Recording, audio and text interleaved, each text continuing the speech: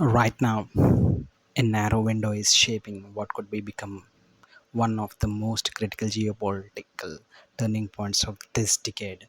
A direct warning has been issued, a deal or a potential military action. But this situation is not as simple as a conflict between the two countries. It is about control of energy, trade routes, and global influence. And the consequences are will not remain regional. They will affect every economy, including yours. And stay till the end because the reality behind this situation is more complex than it appears on the surface. Welcome to the World Workstation. This is not a news recap. This is a breakdown of how power actually operates behind a global events. Let's begin the video. Let's begin with what is actually happening. And the United States of America has signaled the readiness and of both militarily and diplomatically. The message is structured: pressure first, negotiation second. At the same time, Iran is not responding with retreat. Instead, it is projecting continuity, signaling that its military capabilities remain intact. This creates a strategic contradiction. One side signals dominance and the other signals endurance. And in geopolitics, this combination does not lead to the quick resolution, it leads to the prolonged standoff. To truly understand this conflict, you have to move away from the headlines and look at a geography.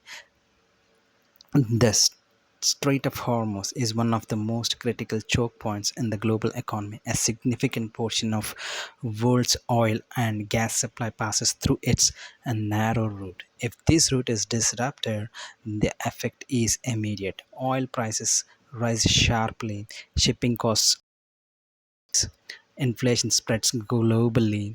This Iran's strongest strategic lever does not need to defend a military, it's only a system, and that changes the entire equation. The United States holds overwhelming that is not in question. But military power alone does not define outcomes in modern conflicts because the is no longer just physical. It is logistical, it is psychological. Okay, to understand this, Iran's strategy is not a direct confrontation, it is cost escalation. It is a cost of conflict until an even stronger power has to reconsider. This is not about winning quickly, it is about making the conflict unsustainable. Now we come to the most sensitive aspect: nuclear capability.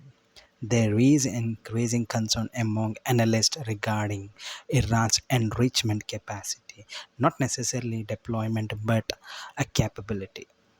And in geopolitics, capability changes behavior even without action. At the same time, movements such as withdrawal of foreign technical personnel signal risk perception.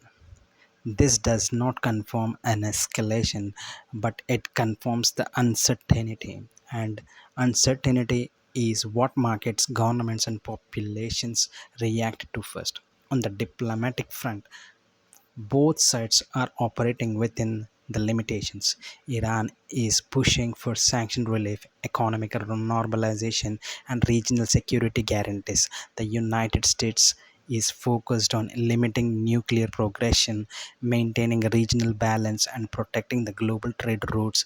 The challenge is simple: both sides want stability, but on their own terms, and that is where the negotiations start.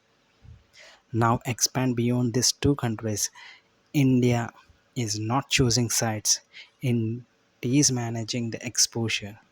Even dependency forces balance, strategic partnerships require a caution. Similarly, Gulf nations want stability in oil flow. Europe wants a price control and energy security. China is observing carefully and positioning its economically. It is no longer a two country conflict, it is a system under pressure. A global system is under pressure. If escalation happens, the first impact will not be military, it will be the economic. Oil, oil supply disruption, prices spikes, supply chain instability. This will translate directly into the higher fuel costs, increased costs of goods, and pressure on everyday life. This is how geopolitics reaches you, not through the headlines but through the prices. There are only two realistic paths forward. One is escalation, where negotiations failed and limited conflict expands into a broader regional crisis. The other is controlled de-escalation, where both sides step back without appearing weak. Historically, most situations move toward a controlled continuation, not full of resolution, but managed tension. The key takeaway is this is not a war defined by immediate victory, it is a system level conflict, a conflict over energy control, trade influence, and a strategic position. And in such conflicts, outcomes are not decided by force alone, they are shaped by endurance, economics, and negotiation.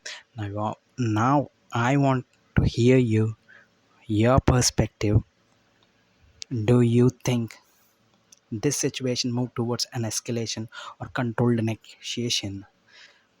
Share your views in the comments. If you found this analysis useful, support the channel with a like and subscribe to World Workstation for a deeper structured breakdowns of global events, because understanding the system is more important than reacting to it. Thank you for watching. I'll be get back with you a new video.